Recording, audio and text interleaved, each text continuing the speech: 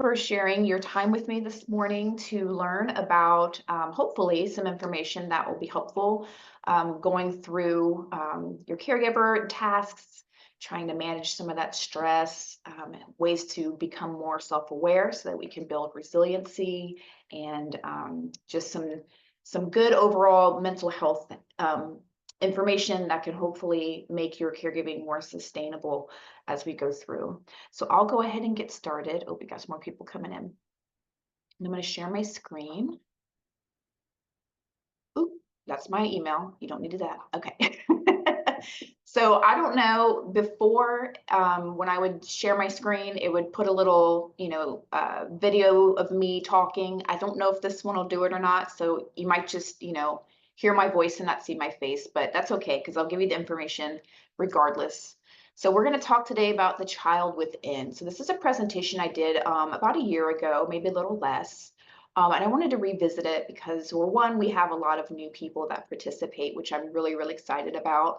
But also, I feel like this is a topic that can be applicable to anybody in any phase of life, under any circumstances, because again, it's about getting to know ourselves a little bit better. And the better we know ourselves, the better we understand what triggers us when we're in a high stress situation, the better we're going to be able to navigate and find ways to cope.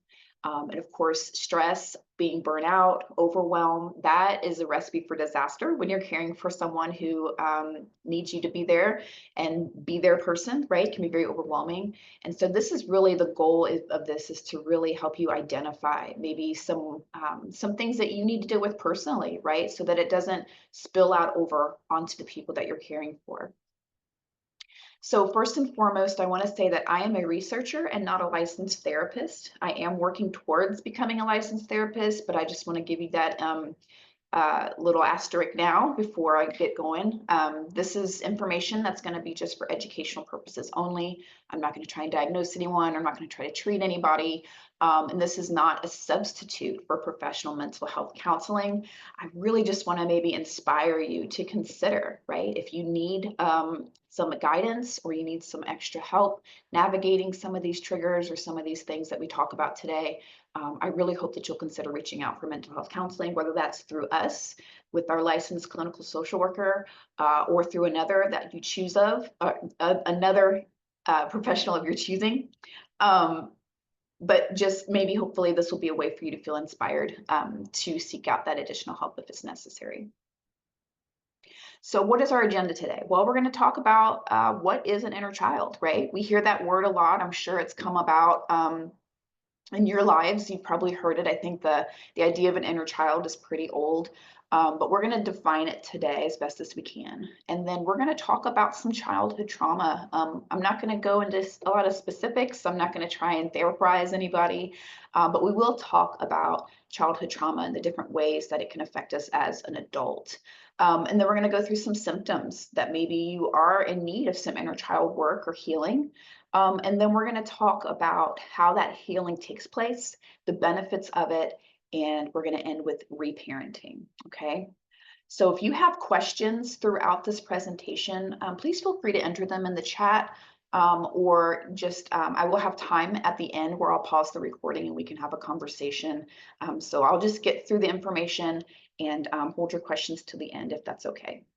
So what is an inner child? Well, the idea of an inner child was created by Carl Jung. And according to him, the inner child is that utterly free spirit part of ourselves that feels and lives life like it was when we were a child, right? So we may live relatively unaware of this inner child, but this part will resurface when we face conflict or challenges because we're going to draw on old methods of survival in order to cope.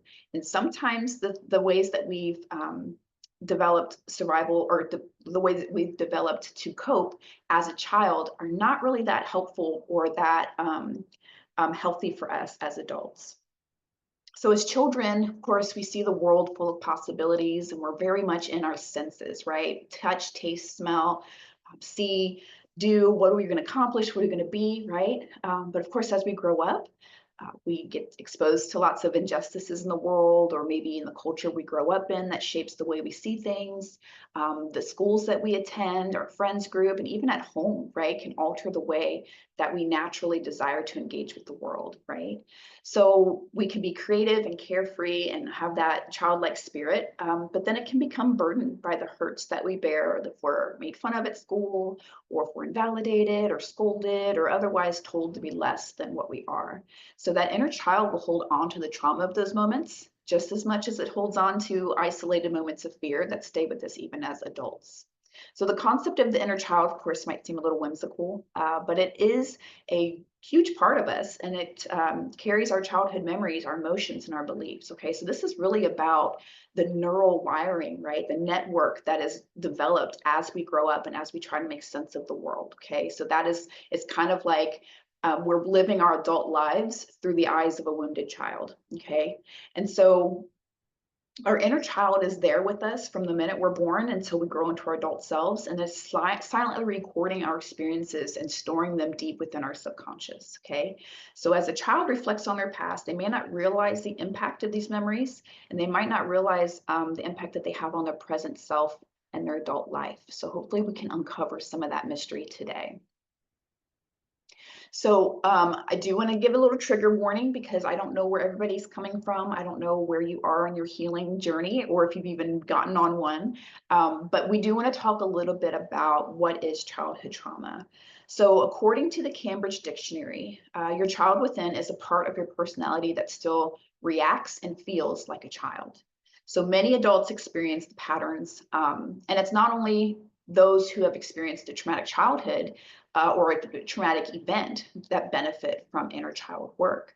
So past experiences like deflection, maybe comments made by your family or your classmates, maybe feeling misunderstood as a kid. These are topics that you can discuss through inner child work, and they may not be traumatic, but they can still impact you. Okay, so childhood trauma can take on many forms. So it may include, of course, this isn't an exhaustive list, but it could include experiencing isolation, neglect, or abuse in any form. So that's physical abuse, emotional abuse, or sexual abuse. It could be losing a loved one or being separated from a caregiver. It could be enduring hardships that threaten your basic needs, right? Maybe you lived through a natural disaster, or maybe your parents had a lot of financial distress, or maybe there was unstable housing, okay? Any threat to our basic needs being met can be considered a trauma. Being exposed to violence or physical trauma, so that could be bullying, that could be a car accident, that could be domestic violence, okay? If you see this pattern here, it's anything that creates a sense of unease, unrest, or uncertainty in the child can be considered traumatic, okay?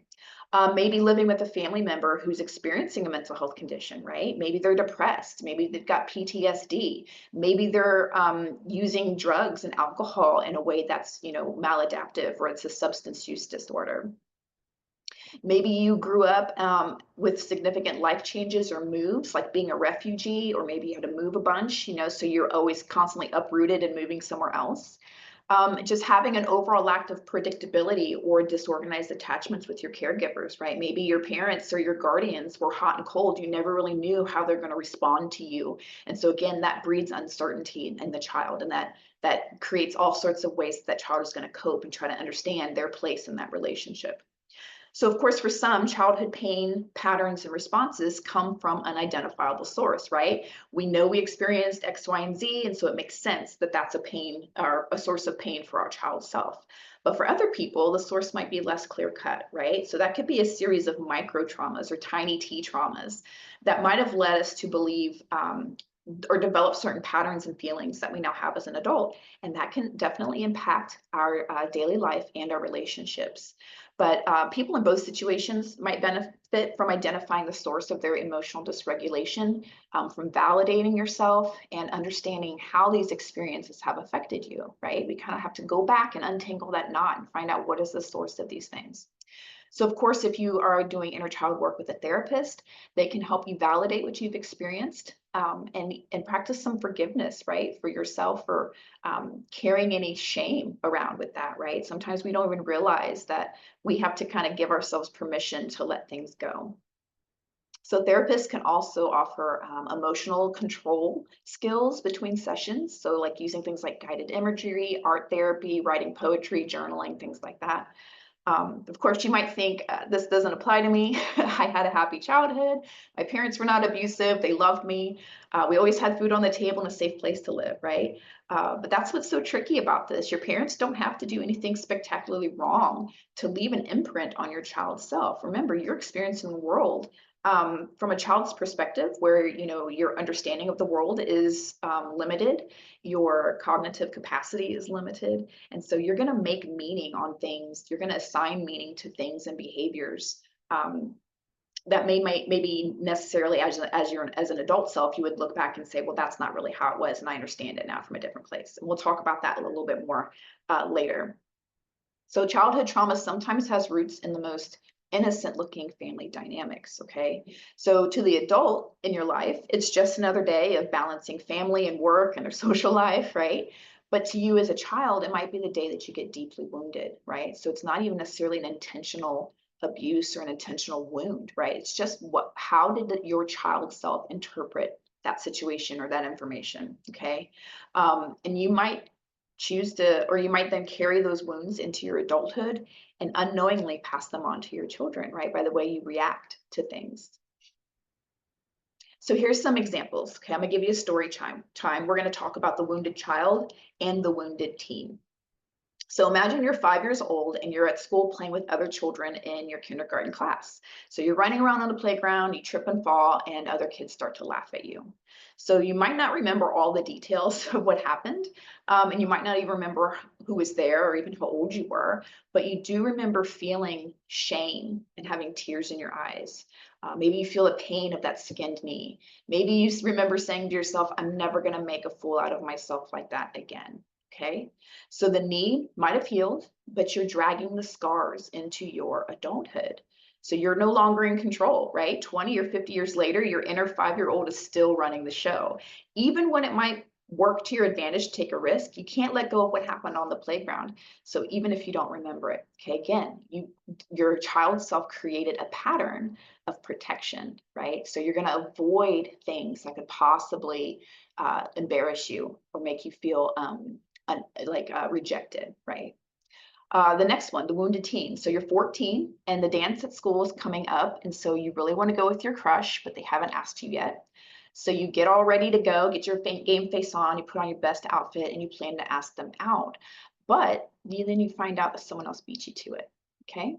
So that's it. You say to yourself, I'll never get what I want, so there's no point in trying.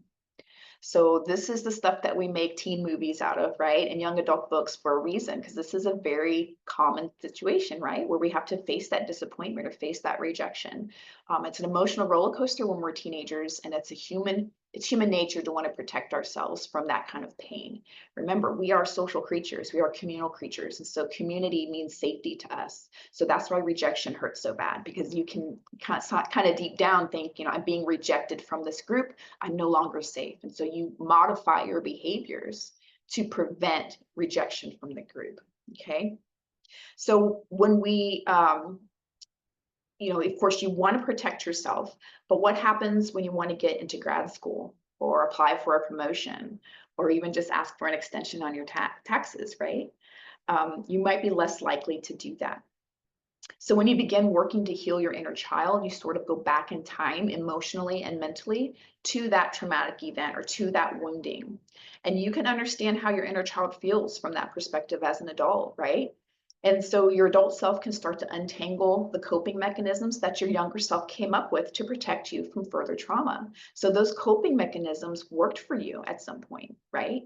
But they can become outdated pretty quickly, right? As we grow, as we gain wisdom, as our circumstances change, as we become more empowered, those coping mechanisms of avoidance and things like that, they're not going to necessarily work in the way that we would like them to as an adult. So that's why it's important to kind of go back and find out, when did this start, right? When was this seed planted in me? So how does your inner child affect you today? So when something happens in our present day lives that triggers us, and triggers just mean just kind of sets you into an emotional state, right? We can't fully understand why, It may be because our inner child was triggered. Okay. So, for instance, let's say when you were younger, you were criticized whenever you cried, right? So, that basically means that you're developing the belief that you're not allowed to feel sadness or express sadness in that way. Okay. I'm sure that that was not the goal of your caregiver to make you feel that way. But as a child, that is how you interpreted it. Okay. So, as a child, that can make you feel invalidated, unsupported, or even weak. And you didn't have an environment that made you feel safe to have and express emotions of sadness. So, fast forward to today, and you still have trouble allowing yourself to feel and express sadness, right? You push it down, or maybe you use unhealthy coping mechanisms to try and feel something better. But the pain your inner child felt when they were told not to cry has stayed with you, and it continues to manifest in your life in a bunch of different ways. So often children are discouraged from expressing their anger or their sadness, but they're rewarded for happiness or cheerfulness or being on their best behavior, right? And as children, we associate praise as a sign of being lovable and accepted. So unfortunately, this also teaches us that hiding our pain will give us the necessary validation. And so learning to stifle our hurts and our traumatic experiences becomes an unconscious thing due to this, right? That's going to lead to automatic and impulsive responses when faced with challenging situations. So I think we can kind of all identify with that, right? It may be something that was very uh, benign, right? Maybe your caregivers were like, "Oh, don't cry about that. It'll be fine," because they, from their adult's perspective, it's not that big of a deal. But from your child perspective, what you're learning is, I'm not allowed to express myself, and so I'm gonna mute myself. I'm gonna turn the volume down. I'm gonna hide my feelings because it's not acceptable. Okay. So, what are some symptoms of a wounded inner child? So of course, there's really no way that we can list all the circumstances that our younger self may have internalized. Children are really good at internalizing things and taking blame for things when it's not their place to have that. Um, but it's likely if you do have childhood trauma, the effects are evident in your life today. So here are some signs that your inner child might need healing. So a lot of frustration or irritation. Okay. Now some people are, have a frustrating and irritating life, and that's okay. That doesn't mean you have a wounded inner child. But if it seems to be more often than not, okay, that could be a sign. Having big reactions to unmet needs, right?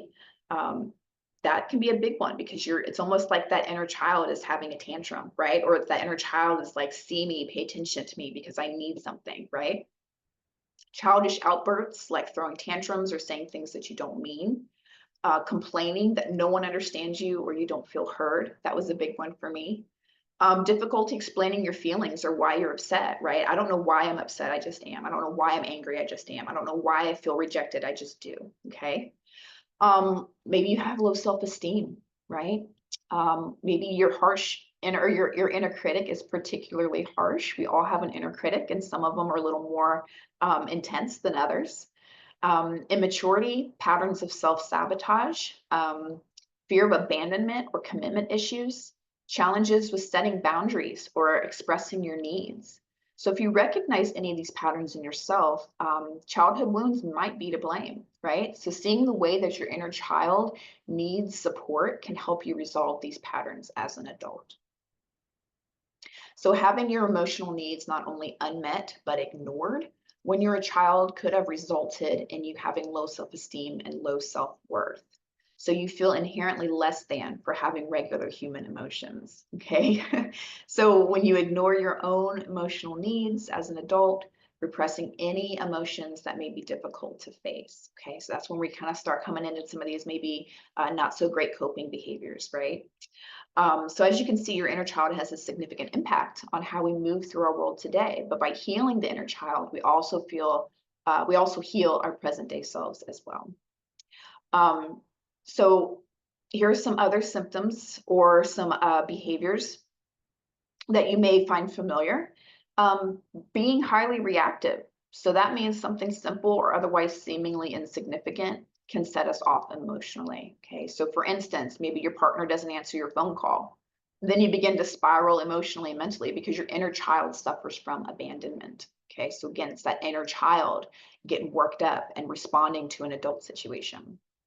Engaging in harmful coping mechanisms. So that could be any coping skill that doesn't allow you to work through your emotions. Instead, they contribute to pushing them down. So substance use, binge eating, coping mechanisms like working all the time, right? That can also come into play. Anything you're doing to distract yourself from feeling your feelings. Unstable mental and emotional health. So if you're not feeling safe as a child, whether mentally, emotionally, or physically, that can contribute to the development of mental health concerns like depression and anxiety, right? Having that deep rooted uncertainty, right? That can wreak havoc on our adult lives.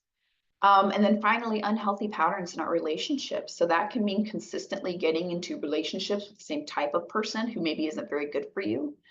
Toxic relationship patterns can actually mirror relationships we had with our caregivers in childhood, right?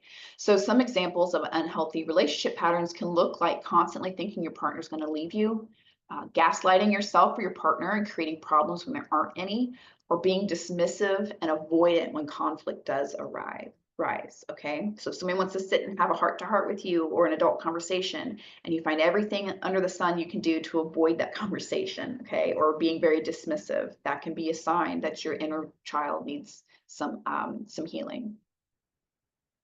So there's many ways that we can experience trauma, like we said before, and sometimes the side effects appear prominent, right? And sometimes they're more subtle. So substance abuse, depression, anxiety, for instance, those are some of the most prominent symptoms, right? However, even the most modest responses to trauma can disrupt our lives when they remain unnoticed or unaddressed. So one of these subtle symptoms is people pleasing. Okay, that comes up a lot with caregivers, I think, because we want to do the best we can do. We don't want to make anybody upset with us, and so sometimes we say yes to things that we don't really have time or desire to do. Okay, so to avoid conflict with the source of threat or danger, we may change our behavior or deny our opinions or needs. Okay, so again, it's that avoidance. So early childhood traumatic events, often perpetrated by our primary caregiver, they lead to people pleasing. So an example would be when a child faces physical, sexual, or verbal abuse, they'll often do whatever it takes to keep their abuser happy to avoid further abuse, right? It's all about survival.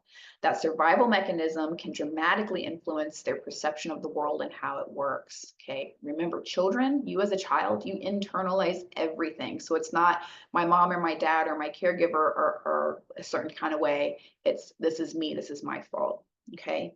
So whether it manifests and affects your personal or professional relationships, it may continue to carry this learned behavior into your later lives, okay? So here's some, if you recognize some of these, you may be exhibiting people-pleasing behaviors. So despite being overwhelmed, you take on additional responsibility because saying no would make you feel guilty. Being hesitant to say what you want or need because it might lead to negative consequences, right? Thinking you're less worthy or that your needs are less significant. So you're always putting somebody else above yourself. When someone asks for your opinion, you feel stressed or anxious, right? What do you want me to say? That kind of thing. And the idea of setting clearly defined personal boundaries makes you uncomfortable, okay?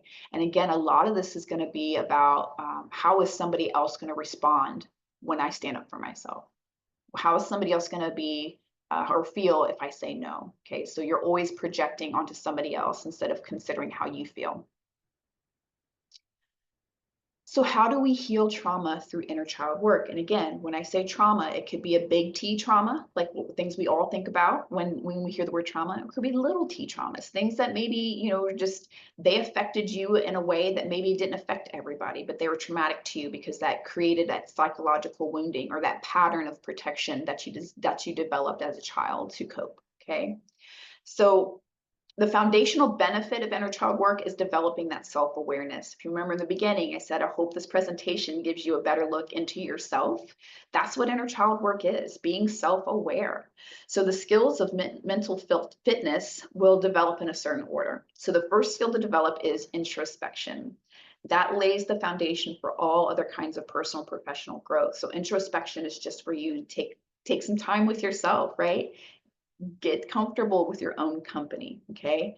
A lot of people who are introverted, they do not struggle with introspection because we are always in our heads, right? But it is a skill that you have to learn and you have to be intentional about it, okay?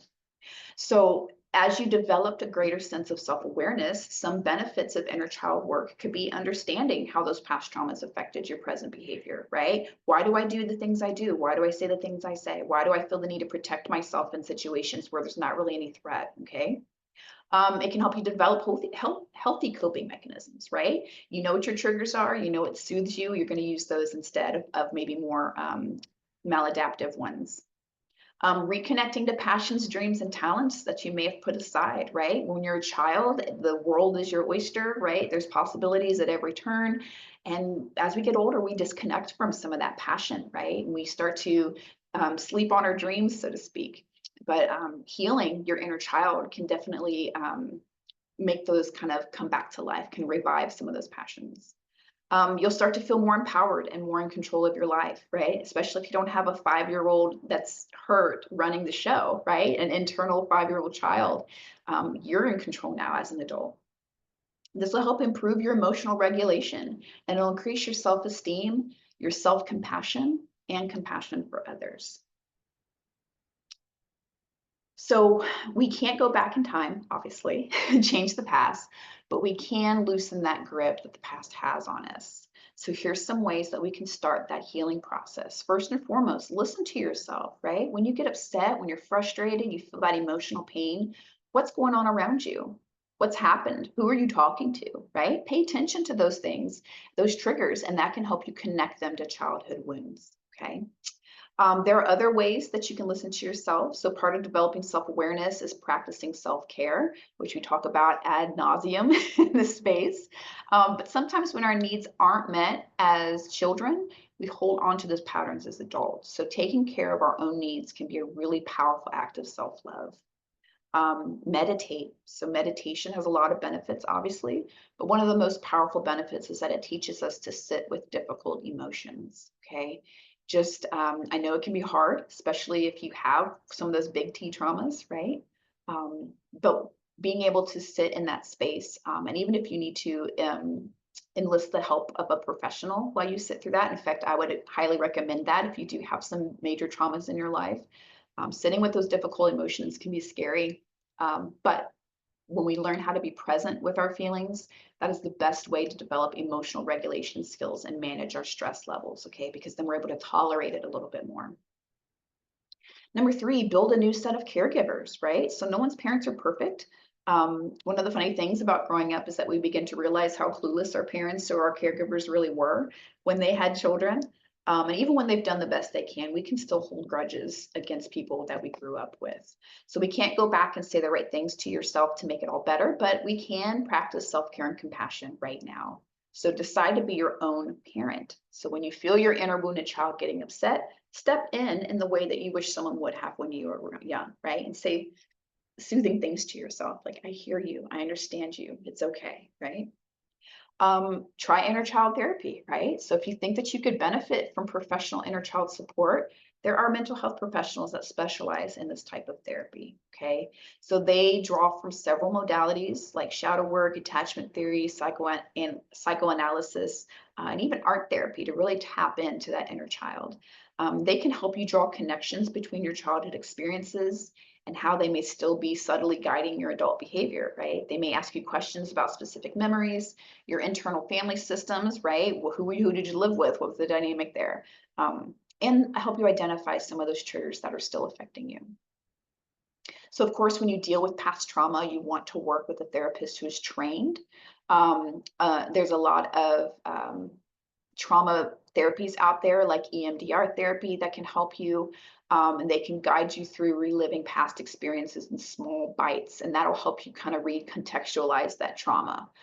So that can be especially helpful when recalling your experiences, and that triggers like PTSD. Okay, so some of these things you can do on your own, but I would encourage you that if you do have a specific trauma that you know was intense, you should seek professional help because you don't want to go through that alone.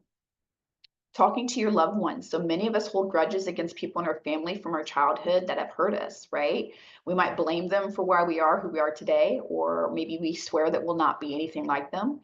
But as children, it's likely that we were completely disconnected from what they may have been facing as adults. Now, of course, that doesn't excuse abusive behavior, especially if it's like intentional abuse. But it can at least give you, if you're looking at maybe, I felt neglected or I felt unheard or whatever, because your parents were always working, right? They weren't trying to hurt you. And you as a child were not aware that they're, going through what they were going through. So just kind of having that conversation can be helpful. So of course, if we can see our interactions with them from another perspective, that can provide closure for you, right? And it might even help you build or repair that relationship with people that maybe you had written off in the past. And then finally, it'll help you remember how to play, right? So one of the saddest things about growing up is that we stop playing, we stop having fun. We think in order for us to be successful, we have to be serious all the time, right? And since the stakes feel higher and our futures feel like they're always in the balance, we take ourselves seriously. But more importantly, we take our mistakes very, very seriously. And we begin to let the fear of failure define us in ways that were not imaginable as children.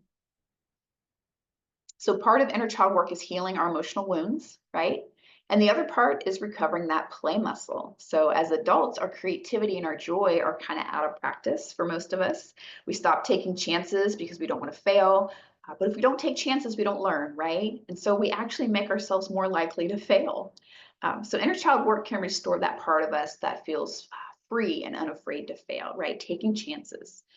So a powerful question to get yourself thinking is, what would I do if I weren't worried about what other people think? That can be very empowering, right? It's easy to get caught up in other people's expectations, obviously, but when we do, we let those voices drown out our own inner voice and we start to lose sight of what we want for ourselves. So healing trauma through inner child work, we can identify what we experienced as a child that continues to impact us. That will be one of the first steps in the therapeutic process. You might have learned to hold your feelings inside if you were told not to express emotions as a child. And so children often require support when learning about emotions and may react in the safest way to protect themselves. So emotional repression can cause mental and physical health consequences, right? So inner child work can help you learn to express and feel your emotions in a healthy way. So clients without traumatic experiences, I'm speaking from a clients as like, if I were a therapist talking to you, if we experience difficulty with caregivers, we can also benefit from inner child work. So therapy processes can increase self-awareness, self-love, and connection. So some common themes in adulthood that people may address or discuss when they do inner child work, self-sabotage, self-defeating behavior, right? Passive-aggressive behavior, right? Where you want to say what you want to say, but you don't want to suffer the consequences. So you do it in a very passive-aggressive way. Maybe you are challenged with the way you feel anger, right? Maybe you're having a hard time keeping that under wraps. Again, emotional suppression or repression, insecure attachment, and difficulty letting go of the past. So we know children are often sensitive to emotions and environments that they're in.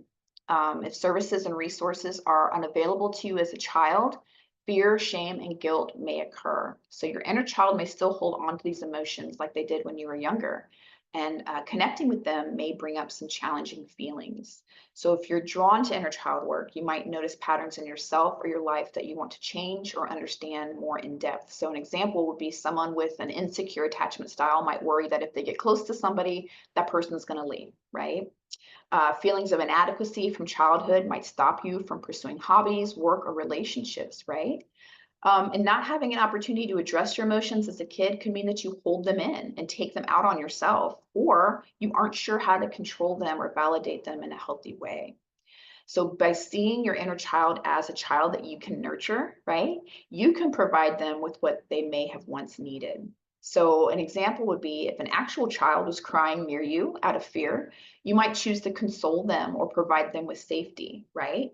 You can do the same for yourself when you notice your inner child crying in fear, okay? Doing so also provides that coping mechanism for your adult self, okay? So benefits, you can understand your past, you can feel more connected with yourself, forgiving your caregivers or your parents, forgiving yourself. Imagining an ideal childhood, feeling safe in your body and home, feeling able to parent and care for yourself, and feeling able to be alone and independent, okay? So how do we know when our inner child is surfacing? So a great way to become aware of when that inner child is coming out is to pay attention to the things that are getting you upset, that are triggering you. So you might find that there's a pattern in regard to the things that trigger you. So when you become triggered, you may experience anger, resentment, jealousy, guilt, fear, abandonment. Maybe you feel like you're worthless or you feel rejection, right? So when these emotions arise, just try to pay attention. What sparked that feeling within you, right? It can be difficult to look beyond what's happening presently that triggered it, but usually when such strong feelings are evoked, there's something more behind it. Okay. So if you find that you've been triggered to have one or more of these emotions, try to reflect back on a time when you were younger and felt this way, right? Where's the source coming from? And after becoming more and more aware of the patterns and how they're tied back to our youth, we can realize that certain situations trigger strong reactions within you because your inner child is feeling that hurt all over again. Okay. And that's why reparenting our inner child can be so important. The inner child lies within the subconscious. Again, these are patterns of protection that were developed. It's not an actual living, breathing child inside of you, okay? It is a subconscious thing. So, engaging in practices that allow you to look inward and tap into that subconscious mind will allow you to connect to your inner child. So the inner child maybe is continuing to get hurt and deeply affected by present day situations because your needs were not met in the past. So as an adult, you now have the opportunity to reparent your inner child. You get to connect with that inner child and provide them with everything you wish you would have received emotionally when you were younger, right? So of course that can be kind of painful. Um, you're pushing back against your coping mechanisms and allowing your subconscious feelings to come to the surface without shoving them down. And if you've gotten yourself into a pattern of doing that, that can be a very difficult task in the beginning. Especially if you're facing some really difficult and painful emotions, you're facing them head on, and that can be scary. So it's critical to actually sit with those emotions when they come up instead of pushing them down. And we don't want to continue to quiet that inner child. So, regardless of what caused the childhood distress, your inner child may continue to feel the impacts, right? So, for example, your needs may not have been met in the past, or perhaps someone important to you failed to show compassion. And having experienced that lack of empathy from others may make you want to avoid closeness or ask for reassurance from external relationships, right?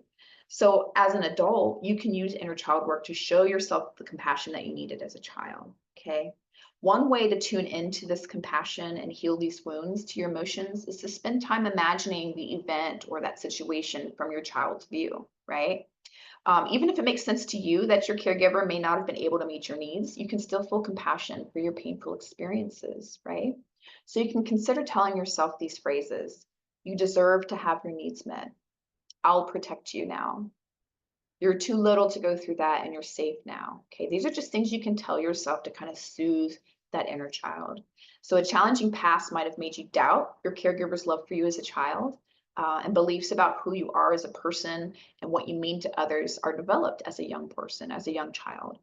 Asking yourself what beliefs around self-love developed may help you connect with your inner child, right? So if you felt unlovable as a child, it may transfer into adult feelings about yourself. So how do we do this? Okay, so there's a bunch of different ways. They come in all different sizes and shapes. There are three general steps to work with your inner child, and that's connect, communicate, and nurture. Okay, so the first step is very, very practical. The main point is to increase your awareness of who you were as a child, right? I know for me, I was very shy. I was very introverted. I was very reserved.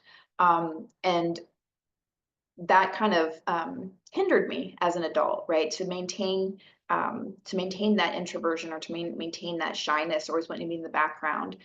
That didn't align with the goals I had for my life. So I really had to kind of go back and find out who is that kid and how can we help her grow a little bit. So in order for us to kind of increase our awareness of who that child was, we want to unearth as many details as we can about what we did, where we spent our time, what we enjoyed, and what we were like. So to collect more insights, maybe talk to people who knew you back then, right? Family members, childhood friends.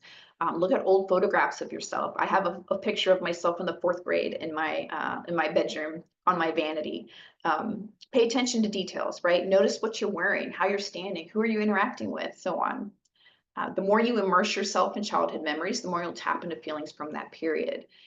So, of course, if you are going back in time and you're thinking of traumatic events that are maybe hard for you to navigate on your own, I would just highly recommend that you seek out a professional before you try to do any of this stuff on your own. Let's see, next, communicate. So although your inner child communicates with you on a daily basis, they may be hard to notice. Those messages might be hard to notice. So when we're sucked into our busy lives, we will often overlook even the most obvious clues. So that's why to communicate with your inner child, it's best to assign time just for that. Okay, like I'm going to do this, every morning. When I wake up, I'm going to sit and talk to myself, from an adult perspective to my inner child. So that can be done through self-discovery practices like meditation or journaling. Okay. Next, step 3, nurture. So the last step is to give your inner child what it needs most. Often that's going to be about meeting 2 basic emotional needs that we all seek to fulfill in the first years of our lives, and that's safety and unconditional love. Okay, so you can do that by continually visualizing, doing those types of exercises. And in your mind, maybe hold that child in your arm, stroke their hair, or do other loving gestures for them, right? By visualizing this, you're positioning yourself as your own parent. It might sound kind of silly at first, but you spark feelings of love and safety that your inner child needs, right? Another way to nurture your inner child is by reinforcing positive self-talk and beliefs. We can be really, really mean to ourselves, right? But we can try doing this in front of a mirror or get that visual cue that helps us to externalize our inner child, like a picture or something like that. And then we can take care of it as a loving parent would. So maybe sit in front of the mirror and look yourself in the eye, right? Maybe remember that those are the same eyes that belong to that child that you once were. And you can treat them as a portal or an access to your inner child, okay? And then ask yourself, what is it that they need to hear, right? You can tell your inner child either out loud or in your mind. Whatever it is, make sure you use soothing words and tone of voice that a loving parent would, right? Your inner child is listening. So what you say has the power to free it from its trauma. And soon it'll come out to play, innocent and joyful. And as we identify our childhood needs, including emotional needs, social needs, boundaries, the need to rest, right? We can start to meet those needs in our current life. So self-care can increase those feelings of self-love, and it helps us to show ourselves that we can fulfill our own needs now. And we're not the labels that we once gave ourselves as a child in our current life, right? And that can help develop that healthy inner child. So some final thoughts, okay? Healing work is not a linear process. It is not A to B, okay? Be gracious with yourself. We don't heal deep-rooted wounds overnight, right? And sometimes the first step is just, or I shouldn't say sometimes, the first step is going to be acknowledging that something needs to change, right? Something needs to be healed. And that starts the journey, and that's could potentially be a lifelong journey, depending on what your background is. But fortunately, as we do this work, it does get easier, okay? Maybe you'll start to feel yourself becoming less and less triggered, right? Life becomes more and more peaceful. So you can join groups, right? Like adult children of alcoholics, dysfunctional families, can also immensely help with that healing process, okay? So always remember that your past doesn't define you, and at any given moment, you have the choice to decide who you're going to be. So thank you for that time you shared with me. Let's stop the share. All right. So you may be wondering, Jenny, what does this have to do with caregiving? Right? Great information, but what does that mean for caregivers? Well, I'll tell you a little story. I had a lot of inner child wounding growing up, and I did not realize that that was going to completely derail me as a parent. Okay, so when I was in the trenches where I had 5 children under 10, homeschooling, and I'm the primary parent, and I've got 2 or 3 of them in diapers, that's a lot of overwhelm, right? I do not have time to address my own needs, right? To fill my own cup. It was go, go, go, caregiving, caregiving, caregiving. And these triggers, they popped up a lot, right? Feelings of inadequacy, feelings of abandonment, feelings of neglect, right? A lot of these fears that I had as a child triggered when I was in these high stress, intense caregiving spaces. And guess who got the brunt of that? It was my kids, right? So as a caregiver, you are going to have triggers just like everybody else, right? You're going to have things maybe that are going to increase your stress level, maybe make you irritable, maybe make you angry, okay? And guess who's going to get the brunt of that? It's going to be the person you're taking care of. So when we say taking care of yourself is taking care of your loved one, that's also true for mental health, right?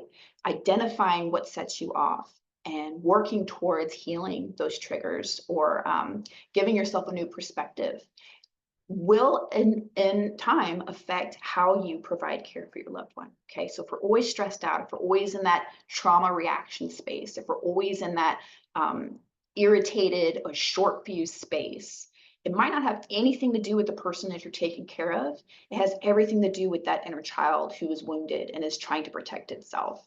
So when you start to identify that, you become a lot more calm, you become a lot more peaceful, right? You're not as reactive, so you can respond to stress without reacting to it, if that makes sense. So that's why I thought this was a good topic to engage with as caregivers. It's applicable to any of us, whether we're taking care of anyone else or not, but I think that the best way to make our journeys sustainable is to kind of weed out some of these things that make it tough. Right? You can't change everything, obviously. Some things you just have to practice acceptance. But when it comes to healing ourselves and filling our own cup and getting to know ourselves and being compassionate toward ourselves and things like that, that all plays into how did we see the world when we were younger and how is that affecting us now as an adult? So the recording has stopped. I would love for you all to share your insights. If you have any questions, feel free to unmute. I'll check the chat and see if there's anything in there. But yeah, the floor is whoever wants it.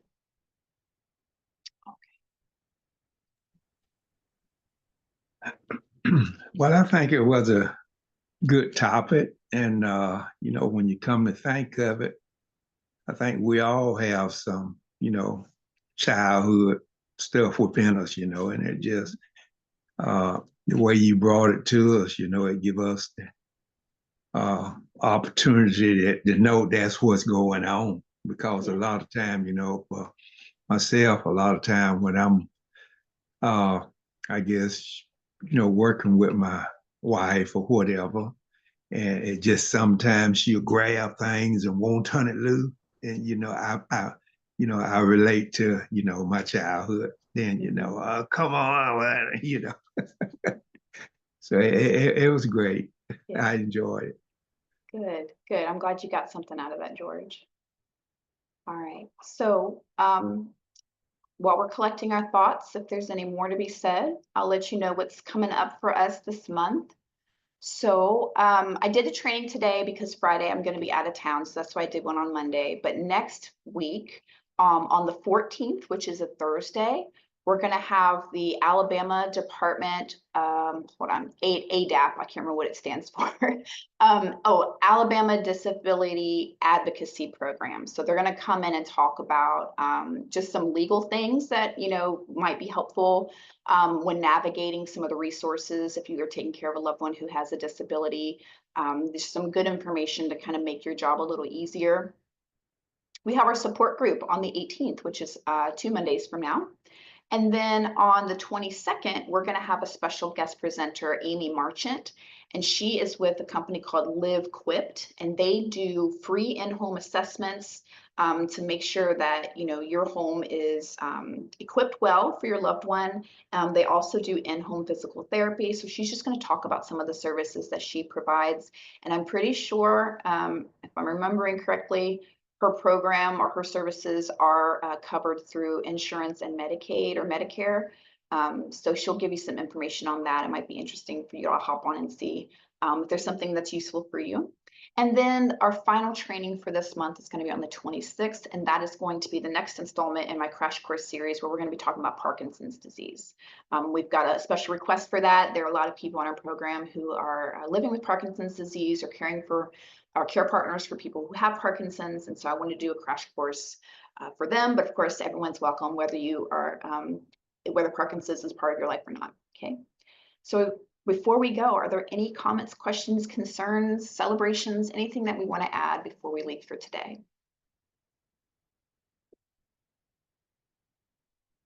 All right. Well, as always, take care of yourselves. The weather's beautiful. Try to take some time to get some sunshine. It's good for you. And I will see you all next week. Okay? Bye.